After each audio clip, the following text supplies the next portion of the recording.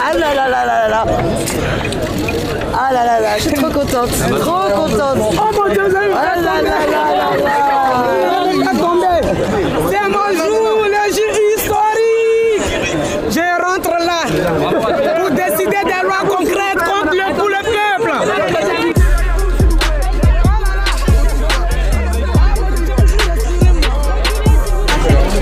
Je suis tellement contente pour toi.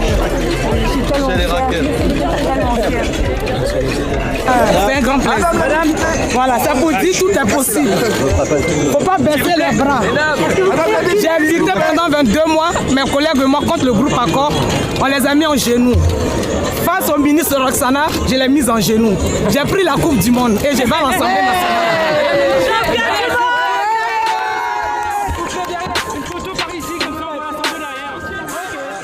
Pour elle et moi qui sommes des immigrés, entrer ici, on ne peut pas savoir à quel point ça fait une fierté. C'est pour moi tous ceux qui ont fait le voyage, tous ceux qui ont pris un avion ou un bateau pour venir, c'est une grande fierté. HLTT, oui, combien de rassemblements on a fait devant l'hôtel Ibis pour la soutenir, de soutenir cette grève. Et donc c'est toutes ces émotions-là, de voir l'incarnation de tant de combats qu'on a embrassés, qu'on a encouragés et qui vont avoir une véritable voix à l'Assemblée nationale.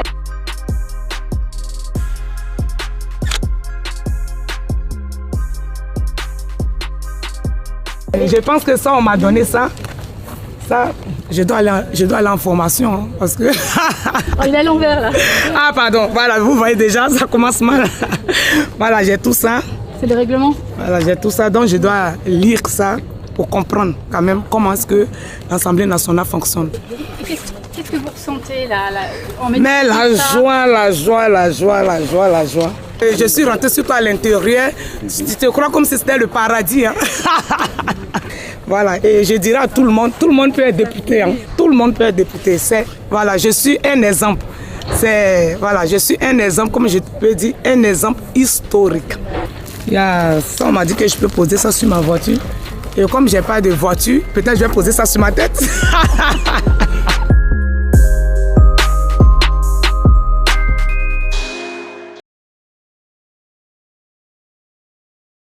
On nous dit que la NUP c'était un accord électoral, mais là, cet accord électoral il s'est bien fait sur une base politique. Tout à fait. Vous avez signé quand même un certain nombre de points communs, un programme, etc. Or, si vous vous redivisez de nouveau dans l'Assemblée nationale, la NUP aura été simplement un jeu de dupes. C'est-à-dire qu'une fois que vous êtes à l'Assemblée, si chacun reprend ses billes, ce qui est tout à fait compréhensible d'ailleurs, parce que si vous avez plusieurs groupes, vous avez plus de moyens, plus de temps de parole, plus de dotations financières qui sont allouées à chacun des groupes que constitue la NUP. S'il y a un groupe monolithique, tout ça est raboté. Donc la rationalité des moyens fait en fait que vous ne pouvez pas rester unis et que la proposition de Jean-Luc Mélenchon de rester un groupe NUP à l'intérieur de l'Assemblée nationale sera évidemment refusée parce que personne ne veut voir ses moyens amoindris, tout simplement. Mais encore une fois, le problème c'est qu'à l'intérieur de l'Assemblée nationale, tout ce sur quoi vous étiez d'accord avant, et je rejoins ce que vous disiez, monsieur le député, à l'instant, c'est-à-dire que vous avez trompé vos électeurs, parce qu'en réalité, chacun reprend ses billes à l'Assemblée.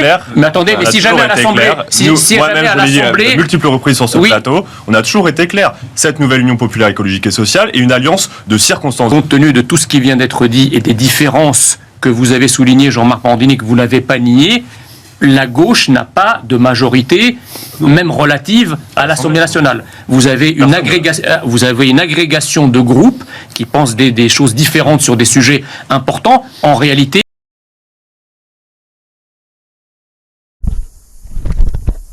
donc on n'est que le 23 juin 2022 au moment où je vous parle. Hein.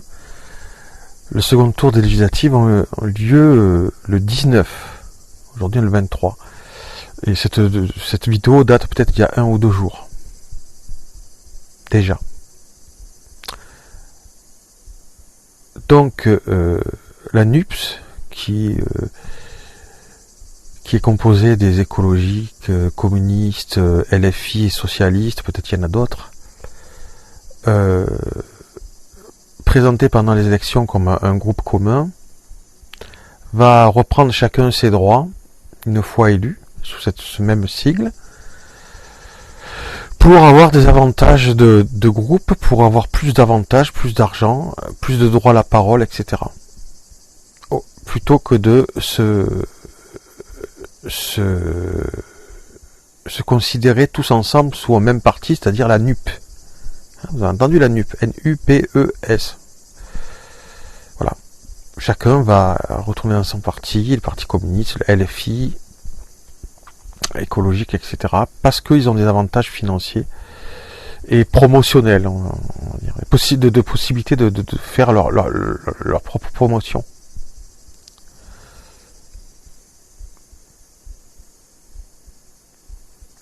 J'espère que vous avez bien compris. Donc, on est le 23 aujourd'hui, mais il y a ça peut-être 2 jours ou 3.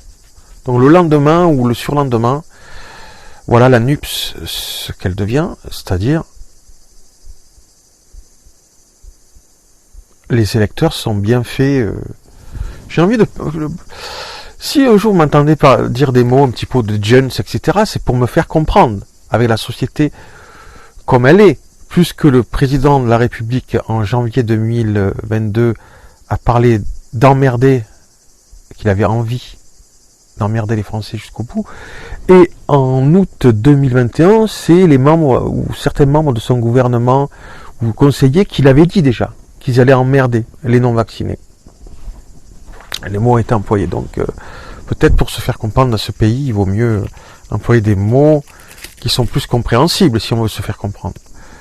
Donc, quelque part, et comme on doit respecter les autorités, c'est peut-être respecter les autorités que de parler comme ça, je sais pas. Donc, vous avez compris, les électeurs se sont fait niquer.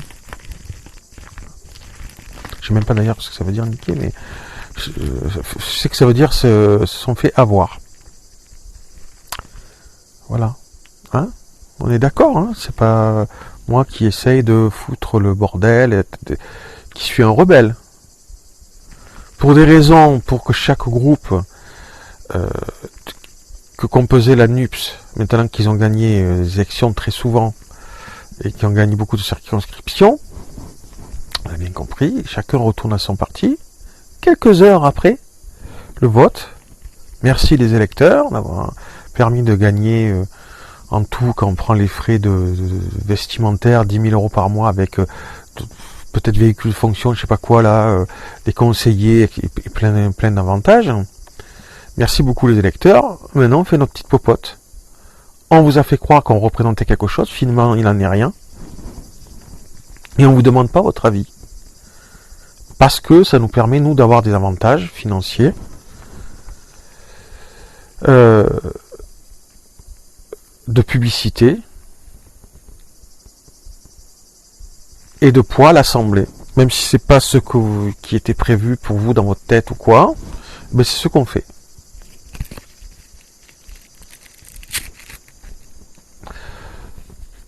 Alors, de l'autre côté, on peut dire que les patriotes, entre guillemets, souvent membres du Front National, depuis, moi j'ai bientôt 50 ans, je le vois depuis toujours, quand ils estiment que certains citoyens en France sont pas assez patriotes, on va savoir sur quels critères ils donnent ça, ils définissent cela, le fait d'être patriote ou pas, souvent être de religion catholique, j'ai rien contre le catholicisme, les catholiques, mais ce genre de personnes sont souvent catholiques et considèrent comme traîtres les gens qui sont pas catholiques, par exemple, plein de trucs soi-disant traditionnels, etc. Et de pas avoir assez d'amour de la France, sinon ce qu'ils visent, ils prétendent qu'ils sinon ils seraient patriotes. Donc Marine Le Pen, on sait très bien que si elle s'était alliée avec d'autres patriotes et avec Zemmour, elle aurait eu beaucoup plus de députés à l'Assemblée, et pourquoi pas dans la même dynamique, elle aurait pu pas elle seule, donc ça aurait pas été le Front National ou l'Assemblée nationale, mais ça aurait été autre chose qui aurait pu avoir la majorité à l'Assemblée ou friser la majorité. Hein? Je dis pas que je suis pour la NUP ni pour le Front National, je fais un constat. Alors ces gens-là qui sont prêts, là je parle patriotes style Front National à traiter on le voit très bien sur les réseaux de traîtres ou de traîtres à la nation, souvent avec des idées de pro-américains, de traîtres pro-américains, des trucs comme ça qui, je sais pas d'où ça sort. Font la morale et puis sont prêts, parfois même de manière dangereuse socialement, à viser des personnes en disant que ce sont des traîtres. C'est pas un petit mot, traître, hein. Et ils disent ça sérieusement. Mais finalement, les plus grands traîtres de tous, c'est eux, pour la France, parce qu'ils sont pas prêts, pour des raisons d'ego, de s'allier avec d'autres patriotes, sérieusement, pour avoir la majorité à l'Assemblée, ou friser la majorité, et pour la France, quoi. Voilà, deuxième constatation. Il n'y a pas que Zemmour, il y a même une grande partie chez les Républicains qui se prétendent patriotes, et qui peut-être accuseraient moins certains citoyens, ou emmerderaient moins, comme moi, comme j'ai pu le vivre, certains citoyens, à mauvais titre, hein, certains citoyens en prétendant qu'ils ne sont pas des patriotes ou des traîtres, etc. Mais là, on peut dire clairement aujourd'hui que si dans ces élections il devait y avoir des traîtres, ben c'est justement ceux qui sont si facilement prêts à qualifier de traîtres ou de non-patriotes ou d'agents de l'extérieur. Comment on dit ça? Agents de l'extérieur, comment on dit? L'agent de l'étranger ou je sais pas quoi, des trucs comme ça. Eh ben, ces gens-là qui sont prêts à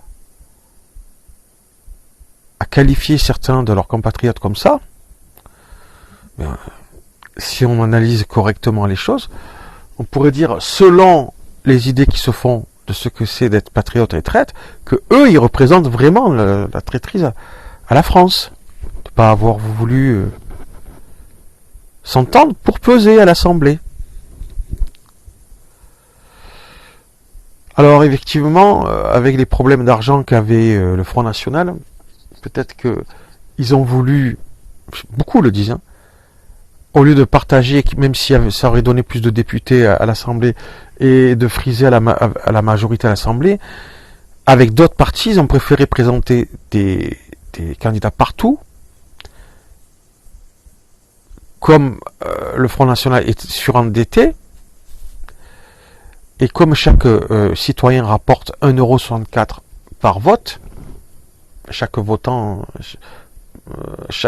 pour son parti rapporte 1,64€, j'ai calculé, ça fait en tout cas, ça fait que le parti touche cette somme chaque année pendant 5 ans, pendant la mandature. Donc je crois que sous 5 ans, ça va faire que le Front National va toucher 70 millions, si j'ai calculé, mais en fait le calcul, à peu près 60 millions d'euros. 70 millions. Donc largement payer ses dettes, et très largement, et même avec de l'argent. Et je parle là que en touchant 1,64€ par électeur lors d'une élection, enfin, lors de l'élection législative. Je parle que de ça. Après, il y a de l'argent en plus qui rentre pour les partis qui fonctionnent. Enfin, ils ont des députés, etc. Mais par électeur, 1,64€. Ça fera 70 millions à peu près, si j'ai bien calculé. En tout cas, ça y est, il n'y a plus de dette pour le Front National. Alors, est-ce que le Front National n'a pas voulu faire cette alliance avec d'autres patriotes pour, soi-disant, défendre les origines gréco-latines, judéo-chrétiennes de la France, etc. Hop, ça on n'y pense plus. Est-ce que c'est parce que pour rentabiliser ce parti, que certains appellent le commerce Le Pen, c'est pas moi qui le dis. Mais on peut se poser la question, pourquoi ils sont si attachés aux valeurs républicaines et aux valeurs gréco-latines et judéo-chrétiennes et aux origines judéo-chrétiennes de la France? Pourquoi ils n'ont pas fait alliance avec plein d'autres partis qui pensaient ça? Ah, bien entendu, ça aurait moins rapporté au Front National. Mais il y aurait eu plus de partis patriotes, comme ils disent, même si moins du Front National, à l'Assemblée, et potentiellement la majorité. Est-ce que vous vous rendez compte comme moi de la bassesse de ces gens-là?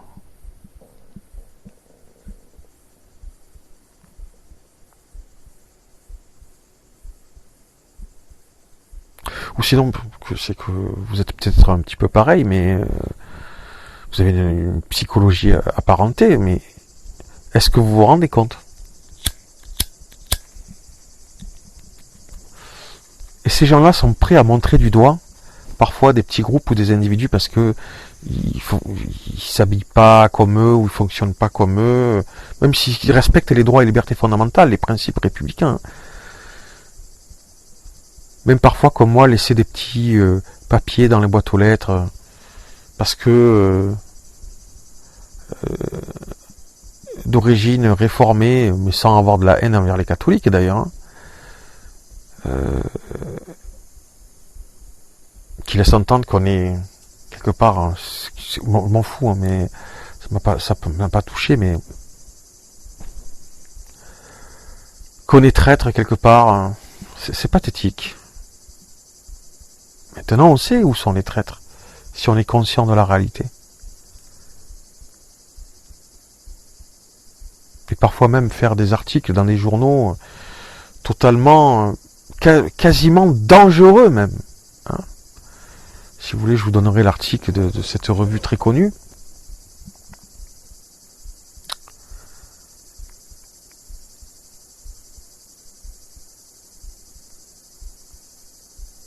Alors, évidemment, on peut clairement penser que avec un fonctionnement pareil, les institutions de la Ve République sont foutues, quoi. C'est un véritable commerce, que ce soit à gauche ou à droite.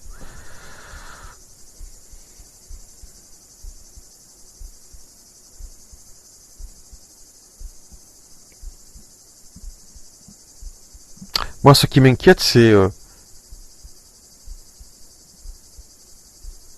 je parle même pas du commerce des milliardaires qui achètent les journaux mainstream, etc., qui ont une influence, etc. Ce qui m'inquiète, c'est le respect des citoyens français, de leurs droits et leurs libertés fondamentales dans tout ça, qui au fur et à mesure ne seront pas respectés ou piétinés par des commerçants, soit à l'Assemblée nationale ou dans les journaux. Je l'avais dit plusieurs fois que moi je voulais faire...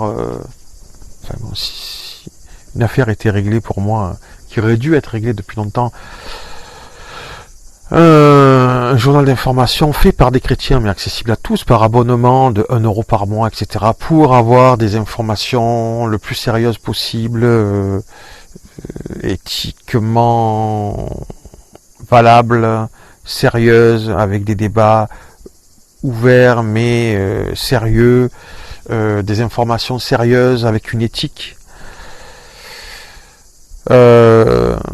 Bon, maintenant il y a des c'est dommage, mais bon, ces chrétiens-là achèteront des journaux achetés par des milliardaires si ça leur fait plaisir, plutôt que de faire un journal en ligne comme Mediapart, hein, mais j'ai pas dit avec forcément les mêmes idées que Mediapart, mais dans son fonctionnement, quoi.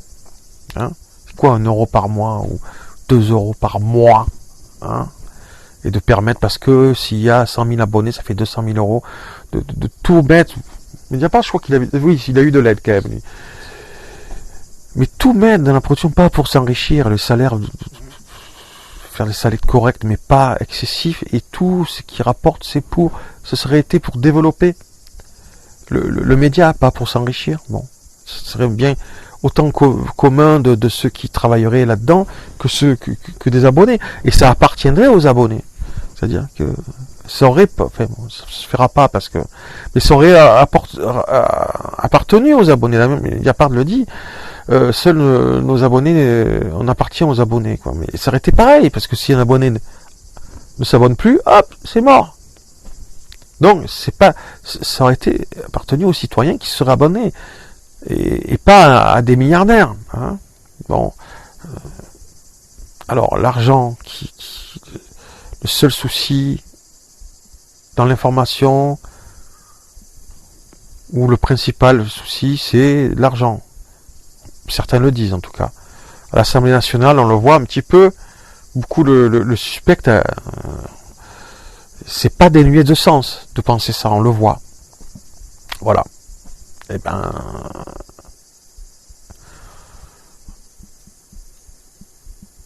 On peut dire, le minimum, c'est que ces gens-là ne s'occupent pas des...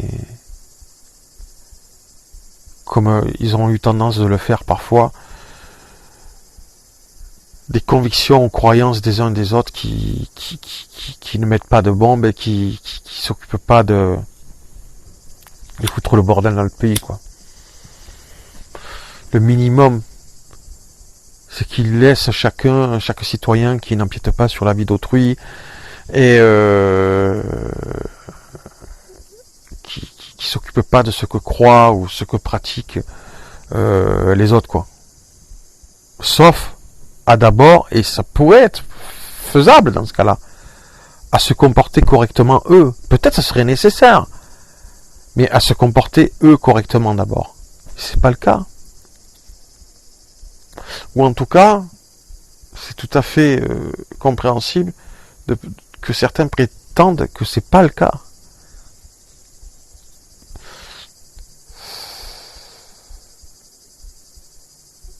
Alors, je crois que c'était le 21 au soir, j'ai fait ce papier-là, moi. J'ai dit, le 21 juin, à 23h43, j'ai posé juste une question. Loin d'avoir eu l'approbation de la majorité des inscrits sur les listes électorales à la présidentielle, parce que il n'a pas eu la majorité, si on prend le nombre d'inscrits, pas que des votants, et ceux d'ailleurs qui sont non inscrits, hein, des adultes qui pourraient, en France, il y a une quantité énorme, je sais pas si c'est 20% ou 28%, une quantité énorme de gens qui sont même pas inscrits sur les listes électorales. Si on prend ceux qui sont pas inscrits et ceux qui n'ont pas voté, il est loin d'avoir la majorité des citoyens majeurs, Macron à la présidentielle. Donc, j'ai laissé le 21 juin sur mon groupe Facebook. Juste une question. Loin d'avoir eu l'approbation de la majorité des inscrits sur les listes électorales à la présidentielle, et vu les résultats de ces élections législatives et dans l'esprit de nos institutions, pourquoi Macron ne démissionnerait-il pas? Donc d'autres bien plus illustres que lui ne l'auraient-il pas fait? Voilà une autre question. D'abord le constat de ce qui s'est passé et juste après ces élections, avant le Rassemblement national qui veut pas s'allier avec les patriotes, alors que beaucoup de ses membres traitent de traîtres très facilement n'importe qui, hein? Non. Et puis après l'élection, tout de suite après l'élection, la NUPS, par intérêt, non, la NUPS ça n'existe plus. Hein? Financièrement, c'est plus intéressant, si on en croit Jean Messia, de revenir à nos partis. On a bien niqué les Français. Et comme ça, on aura plus d'influence, droit à la parole, même si on pesera moins par rapport comme groupe d'opposition à Macron, ce qu'on a voulu pourtant laisser entendre. Hop, voilà.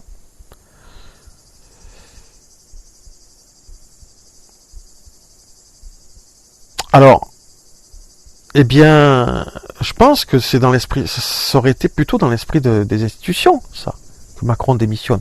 Ou au moins, quand la première ministre a présenté sa démission, qui refuse pas sa démission, comme il a fait, il a refusé, après législative. La démission je ne me rappelle plus comment elle s'appelle, de la première ministre, qui a été élue juste après son élection, en 2022. Après sa démission, il a refusé. Et lui-même non plus n'a pas démissionné. Pourtant, ça aurait été plutôt dans l'esprit de nos institutions de la Ve République. Et d'ailleurs, une autre personne, 2 jours après que j'ai fait ce post, le dit. Bienvenue sur Europe 1 et bonjour Michel Onfray. Bonjour. Bâtir des compromis nouveaux dans le dialogue, l'écoute et le respect, ce sont les mots hier du président Emmanuel Macron qui promet une nouvelle manière de gouverner tout en mettant clairement la pression sur les oppositions. Croyez-vous en ce changement de culture ? Pas du tout. Je suis très étonné, enfin étonné c'est une façon de parler, parce que je sais qu'il est comme ça depuis le début, par l'aspect psychorigide du personnage. C'est-à-dire qu'il a déjà, pendant 5 ans, perdu toutes les élections, les premiers mandats, et il n'a rien fait. À chaque fois qu'il perd une élection, il reste. Tous ces gens-là ne disent que du bien du général de Gaulle. Le général de Gaulle, quand il perdait une élection, soit il démissionnait, soit il changeait de Premier ministre, soit il prenait la décision de dissoudre l'Assemblée nationale. Ce sont les possibilités offertes par la Constitution. Tous ces gens-là, depuis Mitterrand, la cohabitation, depuis Chirac, disent, ou depuis le référendum de 2005, je perds l'élection, je reste. Et je perds toutes les élections, je reste à chaque fois. Sauf l'élection reine qui a gagné. La fameuse élection présidentielle. Enfin bon, on entend tous les commentateurs nous dire que la France est coupée en 3. Je regrette, elle n'est pas coupée en 3, elle est coupée en 4. Pourquoi ? Attendez, quand vous dites en 3, c'est l'analyse dominante. Hein, c'est l'extrême gauche, extrême droite et extrême centre. Pourquoi cette sociologie n'est pas légitime selon vous ? Parce qu'il y a aussi un quart des gens qui n'ont pas voté. La moitié des gens qui n'ont pas voté, c'est-à-dire que finalement c'est pas trois morceaux, la France n'est pas cassée en 3 morceaux, mais en 4 morceaux. Moi je fais partie de ceux qui n'ont pas voté. C'est-à-dire que si vous prenez les gens qui ne sont pas inscrits, vous faites le total, 2 Français sur 3 ne sont pas allés voter. C'est-à-dire que tous les gens dont on parle aujourd'hui, c'est 1 Français sur 3, et ils se partagent 1 Français sur 3.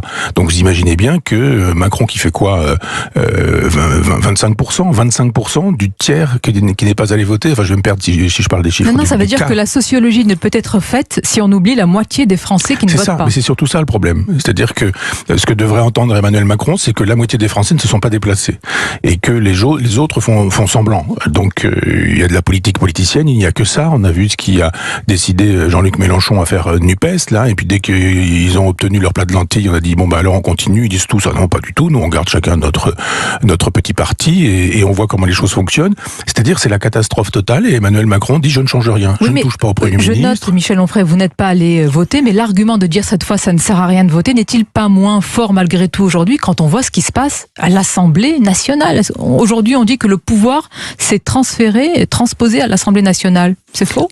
Si vous n'avez pas la majorité, c'est évident que c'est un problème. C'est-à-dire, si normalement le chef de l'État a sa majorité, on peut avoir un régime présidentiel. Si le chef de l'État n'a pas sa majorité, pour le coup, on revient à la 4e République. Mais la 5e République n'aurait pas permis que le chef de l'État puisse avoir un défaut de majorité, parce qu'il aurait fallu, soit pour rester gaulliste, que Macron démissionne lui-même, remette en jeu son mandat, soit qu'il change complètement le chef de l'État, le chef du gouvernement, en disant bon ben voilà, Madame Borne me présente cette démission et bien sûr je l'accepte et je fais un gouvernement qui est en relation avec ce que le peuple me fait savoir avec les urnes. Donc je nomme Marine Le Pen Premier ministre. Ça me paraît évident. En le disant, vous savez que c'est impossible. Mais bien sûr que c'est possible. Ce sont ce que les institutions exigent. Ce que les institutions demandent, ça veut dire que si c'est impossible, si vous me dites que c'est impossible, ça veut dire qu'on a avalisé le fait que nous n'étions plus en démocratie. Si effectivement, parce qu'elle est avant Jean-Luc Mélenchon, Marine Le Pen. Donc contrairement d'ailleurs à ce qui semble être dit dans les médias et par la NUPES elle-même, Jean-Luc Mélenchon, de fait, n'est pas le premier opposant aujourd'hui. Mais bien sûr, c'est-à-dire que il faut vraiment chercher pour savoir combien ont fait les socialistes, combien ont fait les communistes, combien ont fait les écologistes, combien ont fait les gens de la France insoumise, parce qu'évidemment, on préfère faire un grand bloc pour dire que Jean-Luc Mélenchon est devant Marine Le Pen. Non, il a 5 députés de moins que Marine Le Pen. Qui on préfère quand vous dites le les médias, tous les médias qui nous ont fait savoir. On a été complaisants vis-à-vis de Jean-Luc Mélenchon. Les médias qui nous disent que l'information n'est pas la moitié des gens qui ne vont pas voter. Or, c'est ça l'information. Et premier mensonge. Et deuxième mensonge, nous dire effectivement que la NUPES est en tête et que Jean-Luc Mélenchon est donc en tête. Non, Jean-Luc Mélenchon n'est pas en tête. C'est-à-dire, les premiers, ce sont les macroniens, mais ça ne suffit pas. Ils n'ont pas la majorité. Les premiers opposants, ça n'est pas Jean-Luc Mélenchon, qui se fait photographier sur les marches de l'Assemblée nationale alors qu'il n'est même pas élu député. C'est quand même assez sidérant, avec tous ces gens qui dansent, je sais pas quoi, la lambada, en estimant que c'est formidable de danser le zouk avant d'entrer. Pourquoi cela vous a choqué ? Précisons l'image. Il s'agit d'une des députées, d'ailleurs, non, pas une, tout le monde s'est mis à danser. Avec elle, il s'agit de Rachel Keke, cette femme de chambre non, aujourd'hui. Non, c'est pas elle seulement. Je veux dire, il y a plein de gens qui faisaient. Autour d'elle, effectivement. 2 ou 3 personnes qui estimaient qu'effectivement, c'est comme ça qu'il fallait. Ça vous choque ? Pour vous, entrer à l'Assemblée ça doit être empreint de gravité, de responsabilité. Le mot choqué n'est pas le bon. Peut-être exagéré. Il y a des choses qu'on fait, des choses qu'on ne fait pas. Voilà, c'est tout. Ça me paraît manquer de décence. Il y a une représentation nationale. Tous ces gens, on a vu Garrido, la Corbière dont on parle ces temps-ci. Enfin, tous ces gens qui dansent en estimant que c'est la meilleure façon je crois pas que la meilleure façon d'honorer sa présence à l'Assemblée nationale ce soit ça. C'est plutôt la dignité, être véritablement républicain, représenter vraiment les gens, arrêter de parler de la France à tout bout de champ quand on ne parle que de soi, en disant attention, intérêt national alors qu'il n'y a que des intérêts privés et particuliers. Oui. Comment résoudre cette équation de moins en moins d'argent pour les collectivités locales et une demande de plus en plus forte de services publics ou de services à la population au sens large? En économisant sur des... Sur quoi, justement?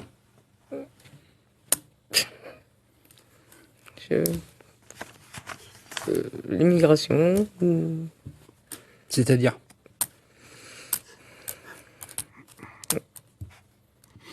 Florian Chauche? J'ai pas préparé, je suis désolée. Quelle est votre politique en matière de service public? Qu'est-ce que vous voulez au Rassemblement national? Quelle est votre position? Je rebondis sur ce qui vient d'être dit en face de vous. C'est pas une question piège. En fait, j'ai pas tellement compris la question. Marine Le Pen, quel service public elle veut aujourd'hui en France? Je suis désolée. Est-ce qu'on pourra couper cette partie? J'ai vraiment pas compris cette question. Alors, on peut pas couper parce que c'est pas possible.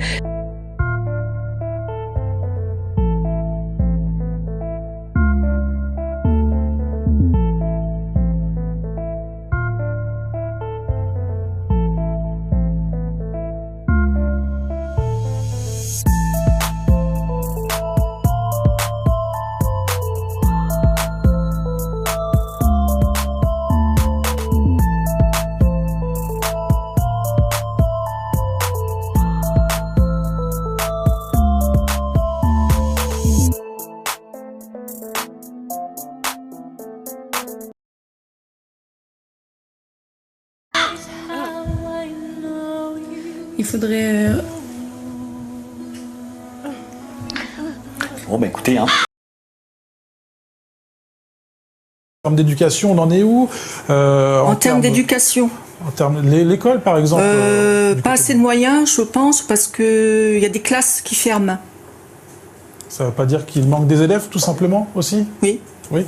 Parfois. Voilà. Comment tout ça peut se financer aussi?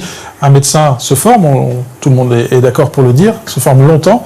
Comment on agit tout de suite? Ça se réfléchit, tout ça, faut se poser. C'est pas évident. Evelyne Henry, sur la défense du service public, et on conclura cette partie avec Valérie Bassin-Magra. C'est une question piège pour moi, c'est un sujet que je ne maîtrise pas du tout. Je vais laisser ma place à Madame Bazin. Cette jeune femme, Anissa Keder, cette jeune députée, 37 ans, élue sur le fil dans la 7e circonscription du Rhône. Je ne sais pas si vous avez vu, elle s'est taillée une belle notoriété sur les réseaux sociaux à l'issue de son plein gré. Je vous propose de regarder. Je voulais m'investir et participer activement. Voilà. Je voulais participer. Il se trouve effectivement en 2 minutes, peut-être pas comme vous, mais... La vraie solution derrière, vous me dites, c'est 12 enfants par classe. CP, CE1, très bien. Alors vous m'expliquerez en 3 mois comment vous construisez les écoles ou les classes supplémentaires. Il y a simplement un code des marchés publics. Accessoirement, il y a des procédures, il y a des études à mettre en place. En 3 mois, de nouvelles écoles, monsieur. Alors comment vous faites pour diviser la classe en 2? Par exemple, il me semble... Comment vous faites pour diviser la classe en 2 alors? Vous mettez des paravents, c'est possible. Voilà, mais attends, pratique la fille. C'est énorme. Anissa Keder, qui est cadre aux urgences psychiatriques et qui, au lendemain de sa victoire... Oh, ça va, hein. Non, on a le droit de rigoler. Non, c'est compris. Et qui, au lendemain de sa victoire, a tweeté. Ouais, bon, moyen, ok. Merci à tous.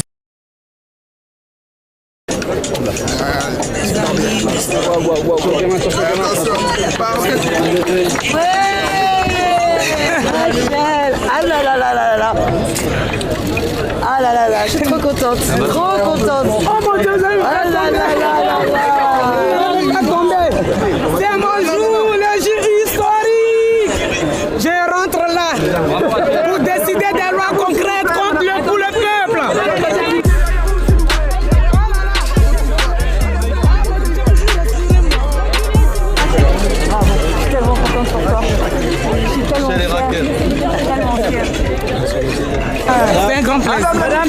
Voilà, ça vous dit tout est possible. Faut pas baisser les bras.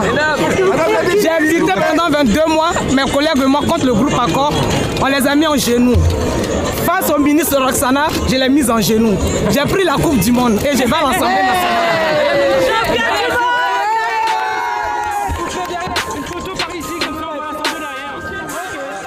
Pour elle et moi qui sommes des immigrés, entrer ici, vous ne pouvez pas savoir à quel point ça fait une fierté. C'est pour moi tout ça. Tous ceux qui ont fait le voyage, tous ceux qui ont pris un avion, un bateau pour venir, c'est une grande fierté.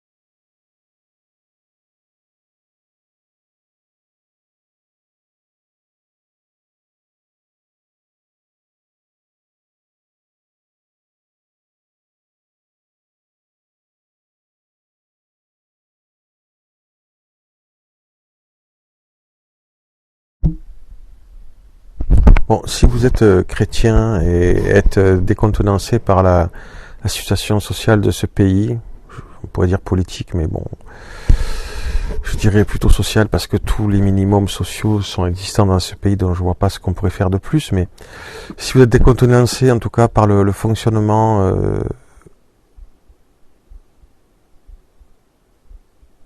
des institutions, ou comment certains utilisent les institutions, et si vous êtes attaché aux droits et libertés fondamentales, donc vous êtes un démocrate, un chrétien français démocrate, un français chrétien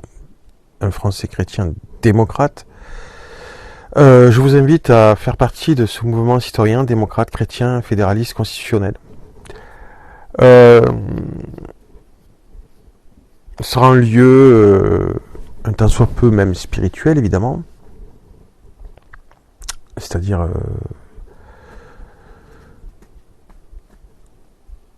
comme il sera composé de chrétiens, la spiritualité ne sera pas forcément interdite. Des projets pour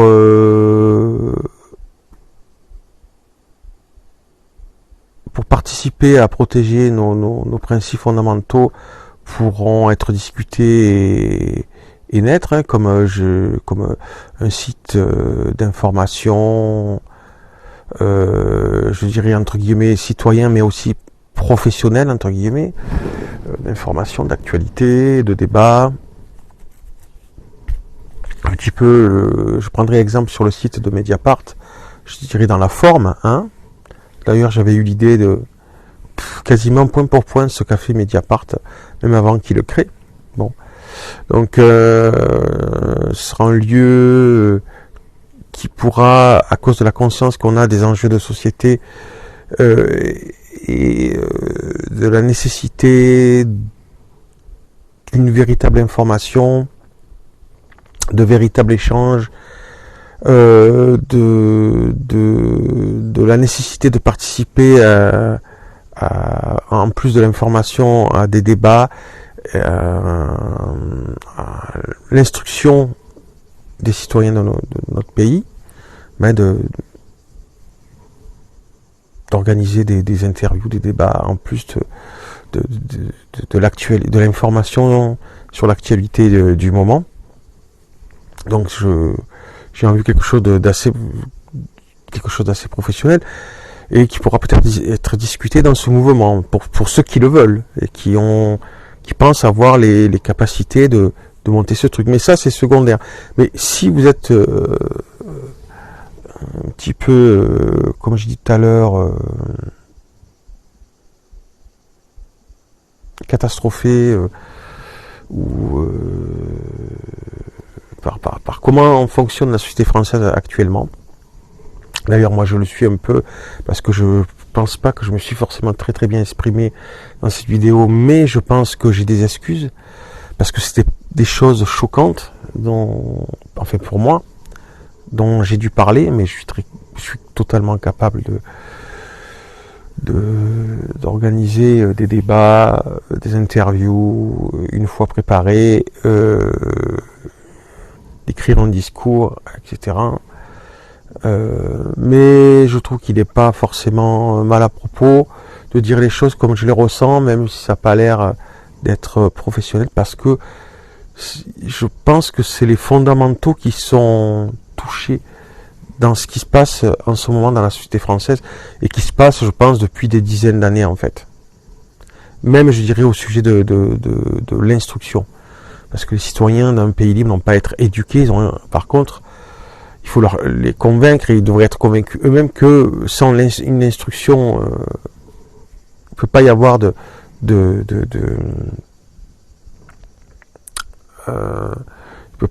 citoyens libres, parce que il ne peut pas y avoir de citoyens qui opinent en conscience.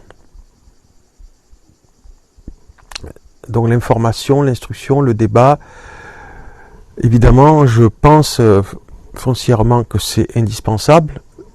Ce mouvement peut-être travaillera selon comment ça se passe à ces choses-là, mais déjà, ce mouvement citoyen, qui pourra devenir potentiellement engagé lors des élections, mais c'est pas le principal pour moi. Ce mouvement citoyen, principalement, est là pour protéger l'idée des principes fondamentaux du citoyen, donc là français, et donc principalement c'est son but. Il n'a pas d'ambition ni de gauche ni de droite, a ambition aussi de former correctement des gens qui voudraient s'engager dans des élections. Et croyez-moi, si on ne m'empêche pas d'avoir accès à des dossiers et bouquins supplémentaires à ce sujet sur les institutions, ça sera le cas. Donc c'est pour ça, on dit qu'il risque d'y avoir une dissolution de l'Assemblée d'ici un an, d'ici peu, et même pour plus tard. Ceux qui, même s'il n'y a pas de dissolution, ont une intégrité ou une rigueur morale, et qui trouvent important, parce que les temps le demandent, même si on n'a pas goût au pouvoir, mais que la situation le nécessite, qui veulent se former, approfondir ensemble. J'ai déjà des livres, une bibliothèque à ce sujet qui pourrait permettre de ceux qui ne sont pas lancés un tant soit peu dans la compréhension de ce que sont nos institutions, comment elles ont pu advenir, quel est l'esprit ou l'esprit qui l'a fait advenir, etc., etc., etc. Il y a déjà des bouquins là-dessus pour commencer à approfondir ces choses-là.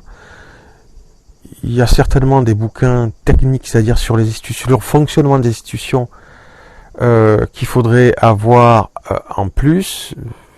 Ils seront là s'il faut, pour que, après avoir approfondi le principal, si humblement, parce que pas pour la gloire, pour l'orgueil, c'est pour des raisons de conviction personnelle, peut-être de foi même.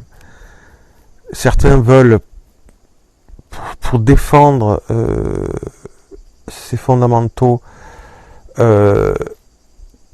s'engager dans une élection.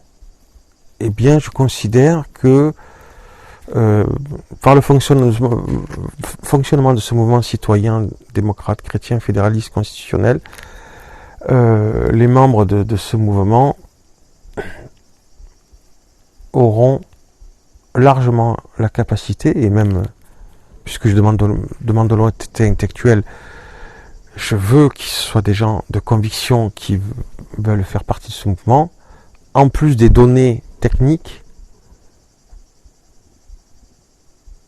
Je pense que les membres de ce mouvement citoyen sont appelés à librement vouloir approfondir eux-mêmes avec leurs propres qualités, etc. plus profondément tous ces sujets-là. Mais par rapport à ces candidats ou élus que vous avez vus dans cette vidéo, s'il y en a qui veulent s'engager pour des raisons éthiques, de conviction, et non pas de gloire ou par arrivisme dans des élections futures, moi, de mon côté, et puis je garantis que où il y aura des documents pour que les gens puissent se former correctement au sujet du fonctionnement de l'État français, de qu'est-ce que c'est une république, comment fonctionne la démocratie, l'état de droit, la séparation des pouvoirs, même historiquement comment c'est advenu, qu'est-ce que c'est le libéralisme, est-ce que le libéralisme est-ce que ce n'est que le libéralisme dont parlent les gens de gauche, c'est-à-dire la cupidité extrême, etc. Est-ce que ce n'était pas autre chose au départ? Est-ce que ce n'était pas aussi un état d'esprit assez novateur, et peut-être plus que seulement révolutionnaire? Tous ces sujets-là, je peux pas. Je vais pas faire un exposé de tous ces sujets-là maintenant. Seront vus ensemble, alors, ou directement, parce que j'aime la liberté, par des documents qui seront sur place, ou sinon, si les gens je préfère, je vous garantis que moi, j'en ai étudié pas mal, je les étudierai, et d'ailleurs, pourquoi pas filmer ou en audio, mais pas, moi j'aime pas trop ça, mais ça me dérangerait pas. Ce qui prouvera que ce que je dis est assez complet ou complet et vrai, si les gens veulent pas lire eux-mêmes, parce que ce sera un lieu de documentation, et s'instruire eux-mêmes, parce que les documents sur tous ces plans-là seront là, ben je ferai, moi et d'autres membres, quand il y en aura des cours là-dessus, je vous garantis que les gens qui donc feront partie de ce mouvement, moi de Nikos, je vous le garantis, seront formés pour participer correctement aux futures échéances électorales. Voilà. Et donc le but principal et premier de ce mouvement, au-delà de l'information ou de la formation, c'est la défense des droits et libertés fondamentales du citoyen français, et promouvoir d'ailleurs ces droits et libertés fondamentales, pourquoi pas, mais librement, pas de manière prosélyte, mais s'il y en a qui voudraient d'ailleurs que la France se renseigne ce qu'on fait, bien entendu, gratuit. Je pense que s'il n'y a pas de frais gratuitement, on pourra inspirer ou aider d'autres pays ou de gens d'autres pays à s'instruire sur la notion de république, démocratie, état de droit, etc. Mais principalement, ce mouvement est là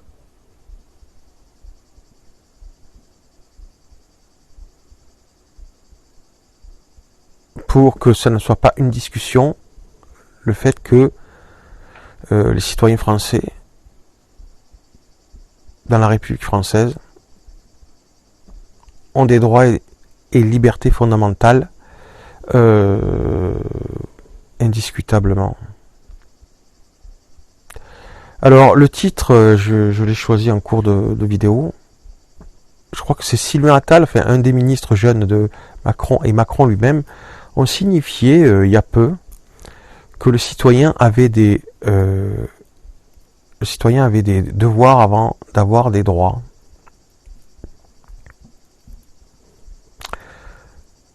Monsieur Macron et son ministre Attal, je ne sais pas si c'est Sylvain ou quoi, ont signifié que le citoyen avait des devoirs avant d'avoir des droits.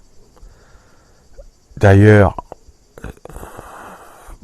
des juristes ont été interpellés par ces propos et sont intervenus et ils ne sont pas tout à fait d'accord. Donc c'est pas que moi, Denis Coste, qui n'ai pas de diplôme de droit, hein, mais qui ai lu beaucoup de livres d'universitaires de droit, et ça m'est arrivé de rencontrer des gens qui avaient fait du droit, j'en savais pas moins qu'eux. C'était intéressant la discussion d'ailleurs, c'était aussi intéressant pour eux, parce que ils avaient quelqu'un face à eux qui avait quelques notions, je dis la vérité. D'ailleurs, il suffira de le voir par vous-même si vous êtes membre de ce mouvement. Alors voilà, et d'ailleurs, pour moi l'important c'est qu'il existe, pas que ce soit moi qui le dirige. Si quelqu'un plus tard, moi je resterai, mais c'est qu'il existe. Donc le citoyen a des devoirs avant des droits. Donc je vous laisse réfléchir à la portée de ce propos, surtout quand c'est donné et c'est dit par les autorités elles-mêmes.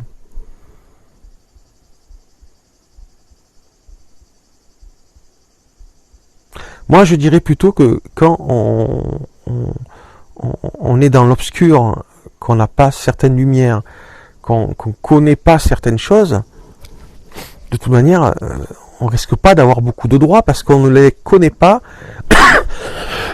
et on ne sait pas comment ils fonctionnent ou d'où ils viennent ou quel état d'esprit les a fait advenir. Donc, dans quel état d'esprit nous devons nous trouver plutôt pour pouvoir les exercer, etc., etc. C'est la question de beaucoup de juristes ou de gens qui s'intéressaient à ce que c'était une société démocratique et ou républicaine. C'est la question de l'instruction ou le minimum d'instruction sur le sujet des institutions et du fonctionnement d'une démocratie. Si on n'a pas conscience de ça, évidemment, on peut prétendre ou réclamer avoir des droits plus que de devoirs. Les droits, on les a pas ou pratiquement pas, ou en tout cas pas sans les autres. C'est-à-dire qu'on est donc plus un poids en plus pour les autres parce qu'on n'est pas capable de les comprendre. On a donc plus on n'a pas beaucoup de droits parce qu'on ne les comprend pas, parce qu'on les a pas appris, on les connaît pas. Donc effectivement, de fait, il se peut que dans ce cas-là, le citoyen ait, je sais pas s'il a plus de devoirs que de droits, mais de fait, il a moins de droits que certainement il pourrait en avoir parce qu'il ne s'est pas donné le devoir de les comprendre, de les connaître. Il ne s'est pas donné le devoir lui-même de comprendre ces choses-là. Mais c'est une question sans fin. Mais évidemment, d'un côté, on peut tomber dans l'utilitarisme, le machiavélisme, le matérialisme, même.